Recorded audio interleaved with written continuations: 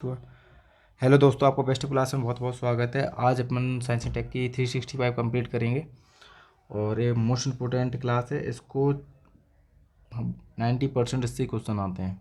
आपको इसने कर लिया तो आपका बहुत 50% 90% ही काम हो जाएगा। आपको बस साइंस एंड टेक के लिए बेसिक आना चाहिए और बस, और कुछ नहीं। और ये करेंट अफेयर, बस इससे ज़्यादा आपके साइंस टेक के लिए कुछ ज़रूरी नहीं है। तो स्टार्टिंग करते हैं विजन IAS की 365 से।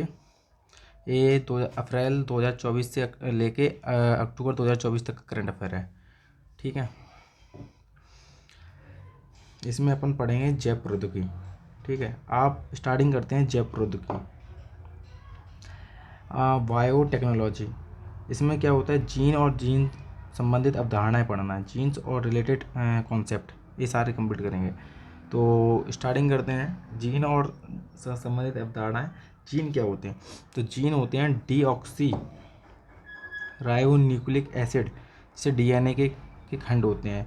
और जीन एक महत्वपूर्ण न्यूक्लिक एसिड होता है जो राइबोन्यूक्लिक एसिड के साथ मानव कोशिकाओं में पाया जाता है। और एक क्रोमोसोम प्रोटीन और DNA के अणु जैसे धागे जैसी संरचनाएं होती है।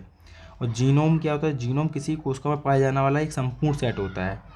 ठीक है इसे ऐसे अपन कहते हैं। और DNA और RNA के बीच तुलना ये इंपॉर्टेंट है।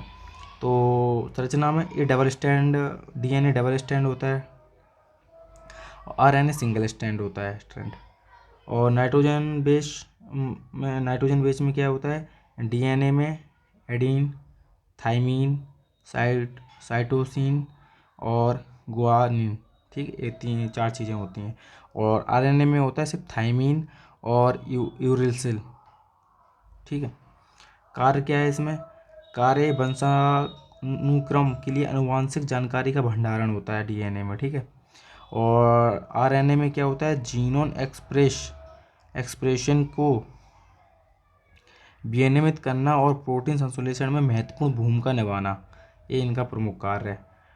फिर आ जाइए नेक्स्ट, जीनोम एडिटिंग। इसे जीन एडिटिंग के नाम से भी जाना जाता है, के बारे में DNA को एडिट करने में से शारीरिक लक्षण जैसे आँखों के रंग में बदलाव जो DNA तो जिसमें अपने पूरे शरीर की जितनी भी कोशिकाएं उनका निर्माण, शरीर, व्यवहार, हर चीज़, रूप, रंग, ये सब किसके होता है? DNA की वजह से होता है।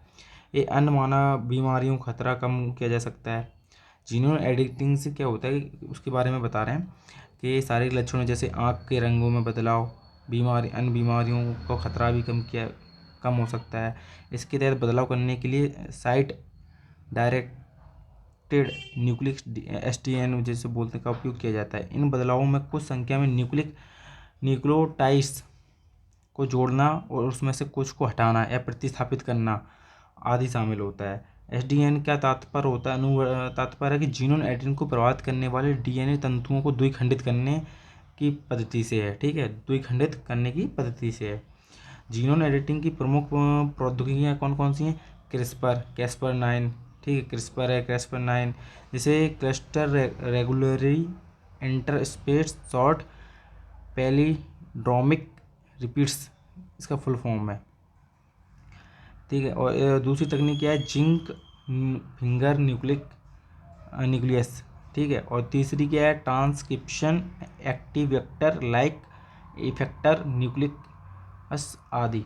ये 3 तकनीकें हैं। ठीक है, जिसकी जीनोम की आनुवांशिक रूप से संशोधित सजीवों के विपरीत जीन एडिटिंग के तहत गुणवत्ता में सुधार के लिए मौजूद आनुवांशिक सामग्री का संशोधन किया जाता है। गुणवत्ता में सुधार के लिए GMO में ट्रांसजीन, जिसे विदेशज जीन भी कहते हैं, ठीक है, वो भी शामिल किए जाते हैं। CRISPR 9 तकनीकी के बारे में, इसमें आनुवांशिक कोड में बदलाव किया जाता है या विशेष स्थानों पर इसे DNA एडिटिंग की जाती है। इसकी कार्यप्रणाली क्या है इसकी? यह DNA स्टैंड पर कट और पेस्ट मैकेनिज्म के रूप में काम करता है। इसके तहत पहले जिस आनुवांशिक कोड को बदलना है उसका निर्धारण किया जाता है। क्रिस्पर प्रोटीन का उपयोग आणविक कैंची क्या होती है जो जीन को काटती है? आणविक कैंची एक ऐसे युग्म के रूप में DNA स्टैंड से निर्धारित भाग का एक खंड काटने के लिए किया जाता है। और इसमें जीनोम में आवश्यक बदलाव करना आसान हो जाता है जिससे। और जीनोम और अनुक्रमण के अनुप्रयोग, पूर्वानुमानित निदान और व्यक्तिगत स्वास्थ्य सेवा और पितृक परीक्षण, जैविक और संबंधों की पुष्टि की जा सकती है। और कृषि में उच्च उपज लक्षणों की पहचान तथा रोग प्रतिरोधक क्षमता एवं जलवायु लचीलेपन के लिए फसलों के सुधार में इसका उपयोग किया जाता है। फिर आ जाइए आगे, चिकित्सा 2024 में नोबेल पुरस्कार किसे मिला है? तो ये सुर्खियों में पहले ए न्यूज़ में रहा है, तो ए क्यों रहा है? विक्टर एम्ब्रोज और गैरी रूबकुन ने संयुक्त रूप से 2024 में फिजियोलॉजी को नोबेल पुरस्कार दिया गया है। उन्हें यह पुरस्कार माइक्रो आरएनए की खोज में किया गया, माइक्रो आरएनए की खोज में की गई है। पोस्ट ट्रांसक्रिप्शन जीन रेगुलेशन में उनकी भूमिका के बारे में शोध के लिए दिया गया था। ठीक है, किसके बारे में दिया गया था? माइक्रो आरएनए की खोज के बारे में। विक्टर एम्ब्रोज और गैरी रूबकुन की खोज के बारे में 1993 में विक्टर एम्ब्रोज और गैरी रूबकुन ने माइक्रो आरएनए की खोज की थी। यह पाया था कि यह ट्रांसक्रिप्शन के बाद जीनोम रेगुलेशन में महत्वपूर्ण भूमिका निभाता है। और 1993 में यह माना जाता है कि जीन रेगुलेशन का मुख्य भाग ट्रांसक्रिप्शन फैक्टर्स नामक विशेष प्रोटीन द्वारा नियंत्रित होता है। तत्पश्चात यह ट्रांसक्रिप्शन फैक्टर डीऑक्सीराइबोन्यूक्लिक एसिड निर्धारित क्षेत्रों से जुड़कर तय करते हैं कि कौन से मैसेंजर राइबोन्यूक्लिक एसिड आरएनए और प्रोटीन आरएनए का निर्माण होगा। एम्ब्रोज और रूबकुन, अरे इसको एम्ब्रोज बोलेंगे, इसको आर बोलेंगे, ने उत्परिवर्तित क्या बोलते थक जाते हैं इससे, उत्परिवर्तित कैनेरन हेवडाइस्टिस एलिगेशंस सूत्र कृमि के अध्ययन के जरिए माइक्रो आरएनए की खोज की है। किसकी खोज की है? माइक्रो आरएनए की खोज की है। फिर इसमें आ जाइए, माइक्रो आरएनए को लघु आकार के नॉन एडिटिंग आरएनए होते हैं जो एक कोशिकाओं के जीन एक्सप्रेशन को रेगुलेट करने में मदद करते हैं। माइक्रो आरएनए के साथ जुड़कर उन्हें प्रोटीन में परिवर्तन होने से रोककर या एमआरएनए की पूरी तरह से नष्ट करके जीनोम एक्सप्रेशन को नियंत्रित करते हैं।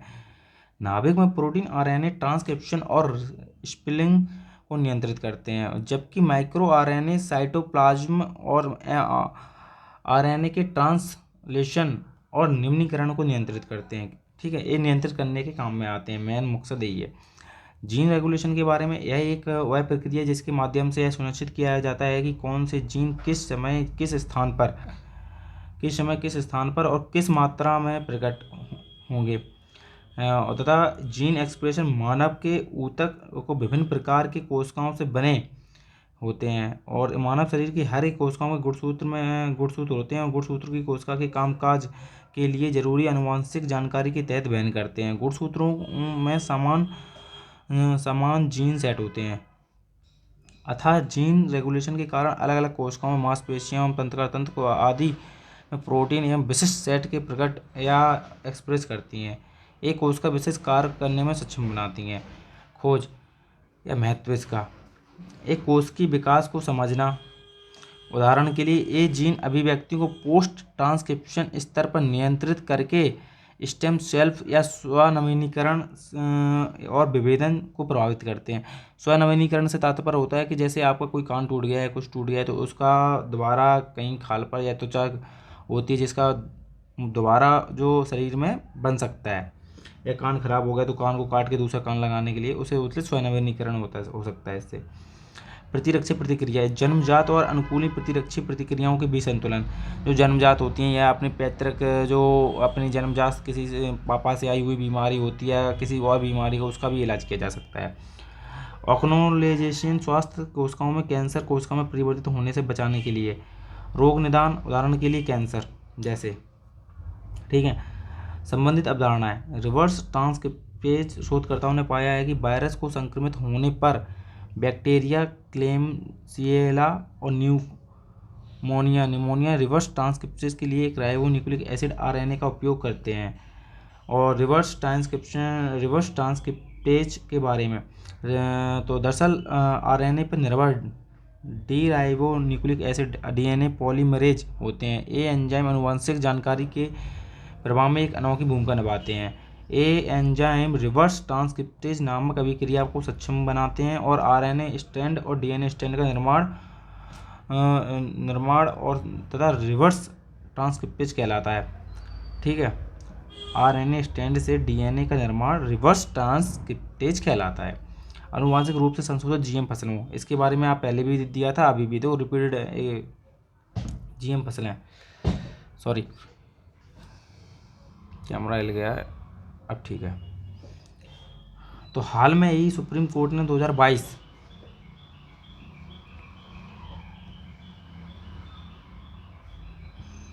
एक मिनट, आपको दिख रहा है ना पूरा? हाँ, अब दिख रहा है शायद। हाल में ही सुप्रीम कोर्ट ने, अब तो दिख रहा होगा अच्छे से, हाँ दिख रहा है, आपको दिखना चाहिए बस, ठीक है। हाल में सुप्रीम कोर्ट ने 2022 में आनुवांशिक संशोधित जीएम सरसों फसलों को एनवायरमेंटल रिलीज मंजूरी केंद्र सरकार के फैसले की वैधता पर विभाजित फैसला सुनाया है। जीएम फसलें जैसे DMH 1111 के बारे में, इसमें क्या है कि centre for genetic manipulation of cropped plants Delhi विश्वविद्यालय द्वारा विकसित किया गया था। इसकी पहली जीएम खाद्य फसल के व्यावसायीकरण मार्ग प्रशस्त हुए हैं। जीएम सरसों में अभी तक व्यावसायिक खेती की मंजूरी नहीं दी गई है। DMH 11 सरसों की दो किस्म वर्णा और यूरोपीय अर्ली हीरा 2 के विकसित क्रॉसिंग से प्राप्त हुआ है।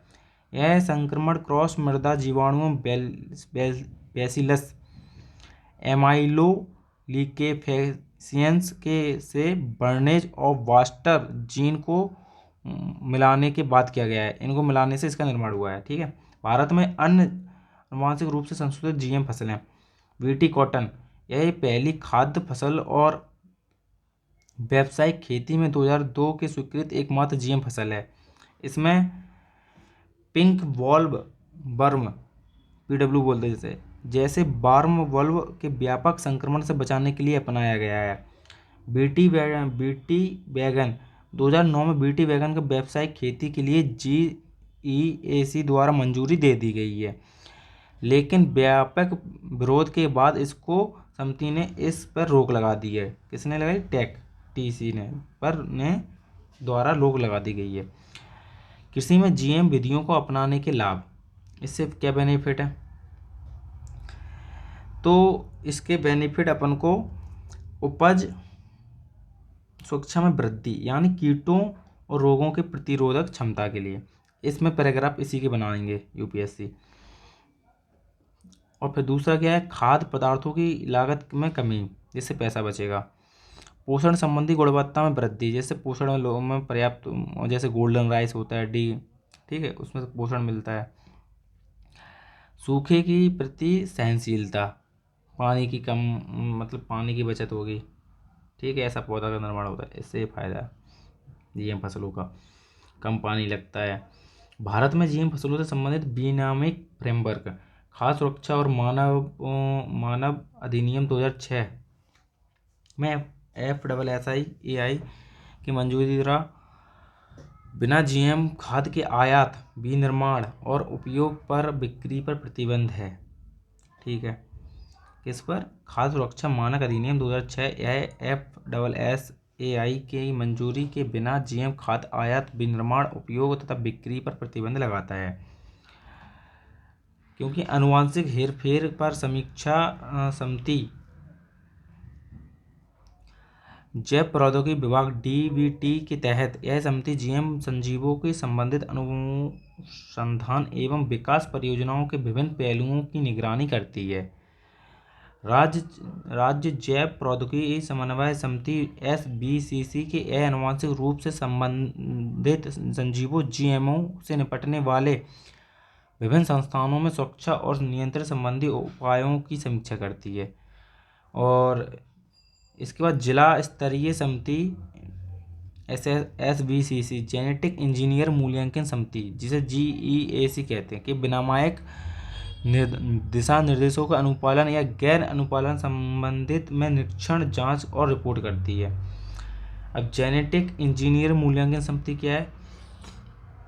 तो यह एक उत्पत्ति वैधानिक समिति है। यह एक वैधानिक समिति है। इसका गठन खतरनाक सूक्ष्म जीवों और आनुवंशिक रूप से इंजीनियर्ड जीवों या कोशिकाओं का निर्माण, उपयोग, आयात, निर्यात और भंडारण के नियम 1989 के तहत किया गया था। ये नियम पर्यावरण संरक्षण अधिनियम 1986 के तहत किए गए हैं। संबंधित मंत्रालय पर्यावरण, वन, जलवायु मंत्रालय MOSPI के द्वारा इसका ये संबंधित मंत्रालय है। और कार्य आनुवांशिक रूप से इंजीनियर्ड जीवों और उत्पादों में प्रायोगिक रूप से फील्ड वायरस, फील्ड ट्रायल्स सहित पर्यावरणीय मंजूरी से संबंधित प्रस्ताव का मूल्यांकन करना होता है। पर्यावरण दृष्टिकोण से अनुसंधान और औद्योगिक उत्पादन में खतरनाक सूक्ष्म जीवों और रिकॉम्बिनेंट के बड़े पैमाने पर उपयोग से जुड़ी गतिविधियों का मूल्यांकन करना है। हेरिटेबल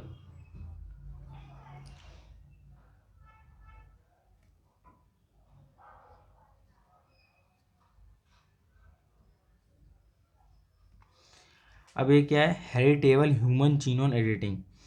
ये दक्षिण Africa heritable human genome editing HHGE short form है इसका, को अनुमति देने वाला दुनिया का पहला देश बन गया है। हेरिटेबल ह्यूमन जीनोम एडिटिंग के बारे में क्या है कि इसमें सोमेटिक सेल एडिटिंग केवल संबंधित व्यक्ति को प्रभावित करती है। और इसके तहत जर्मलाइज कोशिकाओं, शुक्राणु, अंडाणु या भ्रूण में परिवर्तन किया जाता है, जिससे परिवर्तन में आगे की पीढ़ी में आनुवंशिक रूप से शामिल किए जाते हैं। जैसे क्या होता है, इसमें जो भ्रूण होता है, अंडाणु होता है, जो शुक्राणु, उसमें परिवर्तन करके जो आने वाला बच्चा होता है उसमें कुछ ऐसे बीमारी पिताजी में या उसको हटाया जाता है। ठीक है, बस और कुछ नहीं। जो परिवर्तन करना चाहते हो उसको कर सकते हो, जिसे अपन डिजाइनर बेबी कहते हैं। आगे यही लिखा हुआ देखो, heritable human genome editing HHG से संबंधित उपयोग, रोकथाम और रोग की रोकथाम किसके लिए आती है? रोग की रोकथाम। इससे आनुवंशिक रोग, सिस्टेमिक फाइब्रोसिस, हंटिंग रोग और सिकल सेल एनीमिया जैसे रोगों की रोकथाम की जा सकती है। असिस्टेड रिप्रोडक्टिव तकनीक, इसमें इन विट्रो फर्टिलाइजेशन, IVF जैसी तकनीकों द्वारा सुधार किया जा सकता है। हेरिटेबल जीनोम एडिटिंग से जुड़ी चिंताएं, अप्रत्याशित परिणाम, जर्मलाइज जीनोम एडिटिंग के प्रभाव में वंशानुगत हो सकते हैं, जिससे ये प्रभाव कई पीढ़ियों तक देखने को मिल सकते हैं। सामाजिक प्रभाव, इसमें डिजाइनर बेबी बनाना संभव हो सकता है। यह बुद्धिमत्ता, रूप, रंग, एथलेटिक क्षमताएं जैसी विशेषताओं को आनुवंशिक रूप से शामिल की जा सकती हैं। इसमें सामाजिक असमानता को बढ़ाने का खतरा रहता है। ठीक है। अब आ जाओ RNA एडिटिंग। ये सिंपल है DNA एडिटिंग से। इसमें हाल ही में मनुष्यों में RNA एडिटिंग का पहला सफल नैदानिक प्रदर्शन किया गया है, इसलिए ये न्यूज में है। अन्य संबंधित तत्व, तो संयुक्त राज्य अमेरिका में स्थित जैव प्रौद्योगिकी कंपनी वेब लाइफ साइंसेज ने अल्फा-1 एंटीट्रिप्सिन की कमी, इसे AATD के इलाज के लिए सफलतापूर्वक RNA एडिटिंग की है। और AATD का एक वंशानुगत विकार माना जाता है। ये प्रोटीन अल्फा-1 एंटीट्रिप्सिन का स्तर बढ़ जाता है। यह यकृत और फेफड़ों को प्रभावित कर सकता है। RNA न्यूक्लिक एसिड एडिटिंग के बारे में, यह एक ऐसी प्रक्रिया है जिसमें RNA अनुक्रमों पर आनुवंशिक जानकारी को संशोधित किया जाता है। यह कार्य न्यूक्लियोसाइड्स को शामिल करके उसे हटाकर या बदलकर किया जाता है। वैज्ञानिक ने इस कार्य को गाइड RNA के साथ एडिनोसिन और डीएमिनेज एडिटिंग ऑन RNA के नामक तकनीकी का उपयोग किया जाता है।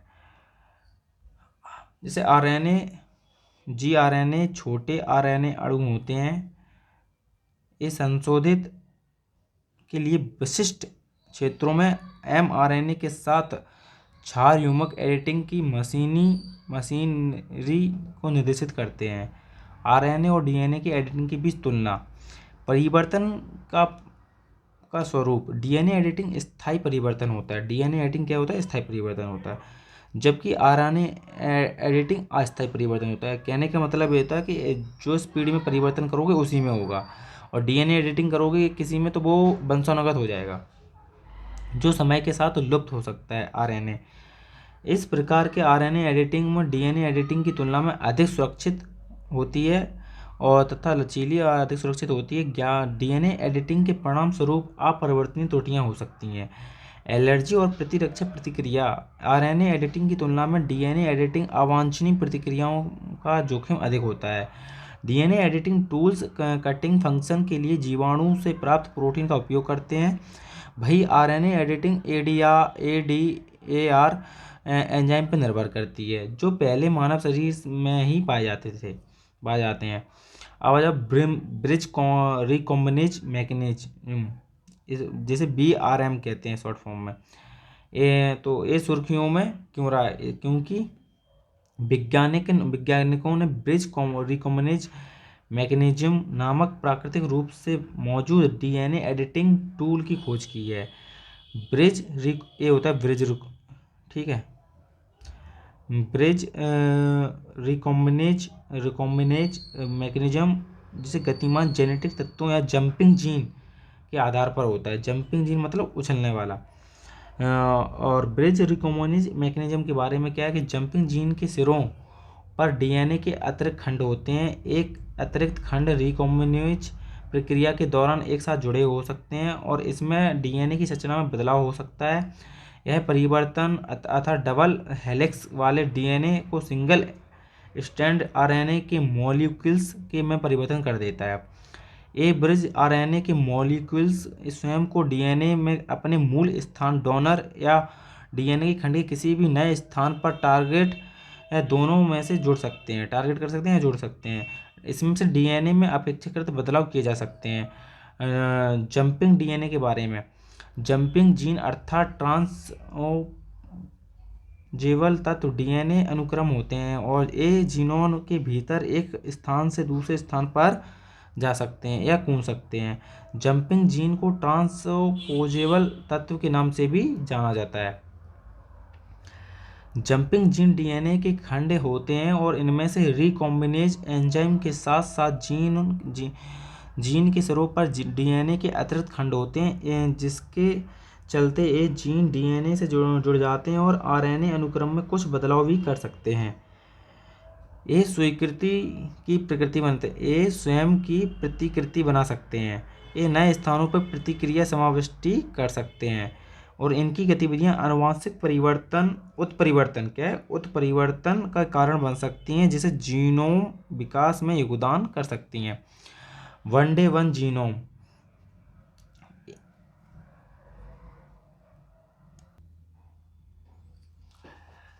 तो वन डे वन जीनोम के बाद ये सुर्खियों में इसलिए रहा, जैव प्रौद्योगिकी विभाग DBT और जैव प्रौद्योगिकी अनुसंधान एवं नवाचार परिषद BRIC के प्रथम स्थापना दिवस में वन डे वन जीनोम की पहल की शुरुआत की गई है। वन डे वन जीनोम की पहल क्या है? तो इसका उद्देश्य शोधकर्ताओं के माइक्रोबियल जीनोमिक्स डेटा का अधिक सुलभ बनाने के लिए प्रतिदिन एक एनोटेटेड माइक्रोबियल जीनोम को सार्वजनिक रूप से जारी करना है। ये हमारे देश में पाई जाने वाली जीवाणुओं की विशिष्ट प्रजाति एवं पर्यावरण, कृषि, मानव स्वास्थ्य उनकी महत्वपूर्ण भूमिका को उजागर करेगी। माइक्रोबियल जीनोमिक्स के बारे में, इसके तहत सूक्ष्म जीवों के संपूर्ण आनुवंशिक सामग्री का अध्ययन किया जाता है ताकि उनकी संरचना, कार्य एवं विकास और अन्य जीवों के साथ परस्पर क्रिया को समझा जा सके। तथा सूक्ष्म जीवों के माइक्रोबियल सूक्ष्म जीवों को माइक्रोब्स भी कहा जाता है, जिन्हें माइक्रोस्कोप के बिना ठीक से नहीं देखा जा सकता। उदाहरण के लिए जीवाणु, आर्किया, शैवाल और प्रोटोजोआ और डस्ट माइट जैसे सूक्ष्म जीव हैं। सूक्ष्म जीवों के अध्ययन का महत्व मानव स्वास्थ्य के लिए रोग उत्पन्न करने वाले जीवाणु और उनकी आनुवंशिक संरचना के बीच संबंध को समझकर शोधकर्ताओं के उभरते रोग जनकों की निगरानी कर सकते हैं। जैव प्रौद्योगिकी की उपयोग को बढ़ाना, जैसे जैव ईंधन उत्पादन, बायो मैन्युफैक्चरिंग आदि। पर्यावरणीय संधारणीयता के उदाहरण के लिए जैसे जीनोमिक्स के माध्यम से आइडोनेला या साइका इनेक्सिस की पहचान की गई है। ये एंजाइम का उत्पादन करते हैं और प्लास्टिक को पुनः उपयोग जैसे होता है ना, प्लास्टिक का पुनः उपयोग मोनोमर्स से विघटित कर सकते हैं। प्लास्टिक का अपन नष्ट भी कर सकते हैं।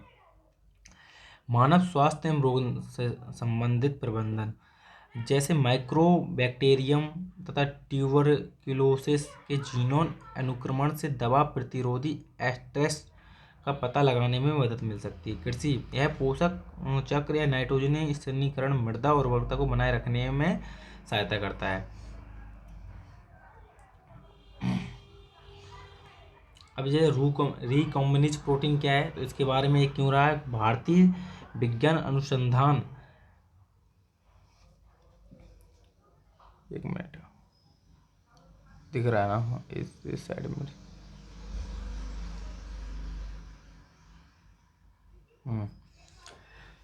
शोधकर्ताओं ने रिकॉम्बिनेज प्रोटीन के उत्पादन के लिए एक नई प्रक्रिया को विकसित की गई है। और रिकॉम्बिनेज प्रोटीन क्या है, तो रिकॉम्बिनेज प्रोटीन वे प्रोटीन होते हैं जो आनुवांशिक इंजीनियर तकनीकी का उपयोग करके कृत्रिम रूप से उत्पादित किए जाते हैं। और रिकॉम्बिनेज डीएनए और द्वारा एनकोड संशोधित हेरफेर में किए गए प्रोटीन है। डीएनए कृत्रिम रूप से बनाया गया डीएनए स्टैंड है जो 2 या 2 से अधिक अणुओं के संयोजन से बनता है। डीएनए तकनीक का उपयोग अलग अलग प्रजातियों में डीएनए में संयोजित या जोड़ने या स्थानांतरित करने के नए कार्यों वाले जीन बनाने के लिए किया जाता है। रिकॉम्बिनेट प्रोटीन का उत्पादन, रिकॉम्बिनेट प्रोटीन का व्यापक पैमाने पर उत्पादन बड़े बायोरिएक्टर में बैक्टीरिया, वायरस या स्तनधारी जीवों की संशोधन प्रक्रियाओं को विकसित करके किया जाता है। और रिकॉम्बिनेज प्रोटीन में शामिल वैक्सीन, एंटीजन, इंसुलिन और मोनोक्लोनल एंटीबॉडीज आदि होती है। और एमएबीएस का प्रयोगशाला में निर्मित प्रोटीन है जो प्राकृतिक एंटीबॉडी का अनुकरण करता है। रिकॉम्बिनेट प्रोटीन का उपयोग क्या है कि ये बायोथेराप्यूटिक्स का उत्पादन, इंसुलिन ग्रोथ हार्मोन्स और मोनोक्लोनल एंटीबॉडी आदि के लिए। और दूसरा फायदा क्या है कि उपयोग क्या है कि वेक्टर तरीकों को विकास, इन्हें पारंपरिक टीकों की तुलना में अधिक सुरक्षित माना जाता है। क्या है, अधिक सुरक्षित माना जाता है, क्योंकि इसमें जीवित रोगजनक नहीं होते हैं, इस वजह से यह अधिक सुरक्षित माना जाता है। तीसरा क्या है, आनुवंशिक रूप से संशोधित फसलों के विकास में, पशु आहार एवं पोषण में वृद्धि आदि के लिए। चौथा क्या है, पर्यावरण जैवोपचार प्रक्रियाओं का उपयोग किया जाता है। इस प्रक्रिया में पर्यावरण में प्रदूषण को विखंडित करने के लिए जीवों में उपयोग किया जाता है। अब आ जाओ मैसीट्रिप्सिस ओवला, थोड़ा यार इंग्लिश में तो नहीं, हिंदी में थोड़ा ये ऐसे शब्द हैं, थोड़ा आप भी पढ़ लीजिए, नहीं मैं बोल पाऊँ तो कोशिश पूरी कर रहा हूँ। ये नए शोध के अनुसार मैसीट्रिप्सिस ओवलासियोनियोलाटा लाटा का जीनोम का एक सबसे बड़ा मैटीट्रिप्सिस भाई तो टी.ओ. फोक फर्म की एक प्रजाति है जो इसमें 160 मिलियन क्षार युग्म होते हैं जो मानव जीनोम से 50 गुना ज़्यादा है, इसलिए ये न्यूज़ में है। क्षार युग्म डीएनए की एक रज्जुक स्ट्रैंड बनाने वाली इकाई है। यह पादप की एक आदिम समूह से संबंधित है। यह धरती में डायनासोर से आने वाली बहुत पहले से अस्तित्व में है, डायनासोर से भी पहले आई हुई है। ठीक है, ये माना जाता है। डीएनए रिपेयर, वैज्ञानिकों ने कैंसर के उपचार के लिए एक नया टारगेट खोजा है। यह टारगेट का उपयोग कैंसर कोशिकाओं विभाजन के दौरान डीएनए के रिपेयरिंग नियंत्रण के लिए किया जाएगा। इसे कैप्टोथेरसिन जैसी कीमोथेरेपी दवाओं का कारण होने वाली डीएनए क्षति की मरम्मत और कैंसर कोशिकाओं की DBT1 एंजाइम का उपयोग करती है। इसमें कैंसर के उपचार में बाधा उत्पन्न होती है। कलर चेंज करते हैं अब।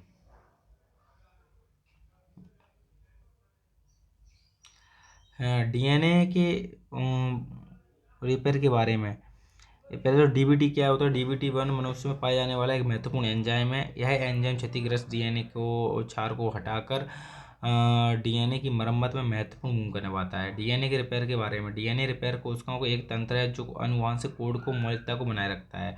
यह प्रायोगिक और यूकेरियोटिक दोनों प्रकार के जीवों में मौजूद होता है। प्लांट जीनोम एडिटिंग टूल्स क्या है, तो यह हाल में ही भारतीय कृषि अनुसंधान परीक्षण ICAR के मिनिएचर प्लांट और जीनोम एडिटिंग टूल्स जैसे ISDRA2TNPV ने विकसित किया है, जो सैम को पादपों में जीनोम एडिटिंग के लिए अगली पीढ़ी का टूल माना जा रहा है। यह टूल कैस्पर 9 या कैस्पर 12 के से भी बेहतर परिणाम दे सकता है, ऐसा माना जा रहा है। जीनोम एडिटिंग टूल्स में इसके बारे में क्या है कि इसमें डायनोकोसस और रेडियो ड्यूनरस नामक बैक्टीरिया प्राप्त किया जाता है। यह बैक्टीरिया अत्यधिक विषम पर्यावरणीय परिस्थितियों में भी जीवित रह सकता है। यह ट्रांसपोजोन्स या जंपिंग जीन की फैमिली से संबंधित है। और यह इसके महत्व क्या है। TNPV वास्तव में जीनोम में उन विशिष्ट क्षेत्रों में लक्षित कर सकता है जिसे कैस्पर-9 नहीं कर सकता। यह इंजीनियरिंग अनुप्रयोग के दायरे में व्यापक बनाते हुए फ्यूजन प्रोटीन का निर्माण की सुविधा में प्रदान करता है। यह एक फ्यूजन प्रोटीन काइमेरिक प्रोटीन 2 या 2 से अधिक जीनों को जोड़कर बनाया जाता है। ये जीन्स मूल रूप से अलग अलग प्रोटीन के लिए कूटबद्ध होते हैं। एक्सोसोम क्या है। एक्सोसोम कोलंबिया यूनिवर्सिटी वैज्ञानिक ने सिर्फ कैस्पर नाम एक्सोसोम आधारित प्लेटफॉर्म को विकसित किया है तथा इसके एक्सोसोम के बारे में क्या है। एक्सोसोम ये प्राकृतिक रूप से पाए जाने वाली एक पुटिकाएं जैसे वेसेल्स कहते हैं। इन पुटिकाओं में आवश्यक बदलाव करके इस्तेमाल इन विट्रो और इन विवो जीन एडिटिंग के हेतु ड्रग्स डिलीवरी भाग के रूप में किया जाता है। एक्सोसोम झिल्ली से घिरी हुई पुटिका है। इसमें सक्रिय रूप से वाहक कोशिकाओं के स्थान पर रिलीज किया जाता है। और ये पहला अपना फिर आ जाइए जीन थेरेपी। तो जीन थेरेपी क्या है। जीन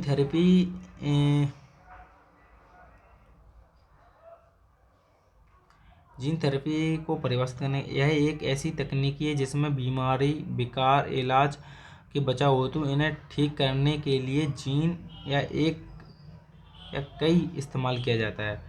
ज़्यादातर जीन थेरेपी में बीमारी में पैदा करने वाले असामान्य जीन प्रभावित को कम करने के लिए एक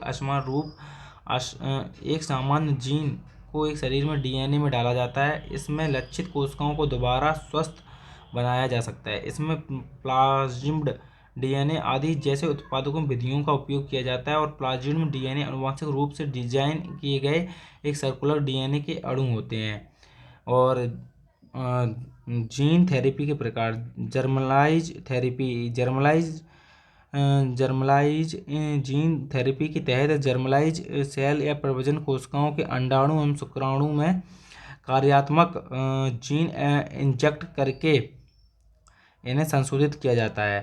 और सोमेटिक सेल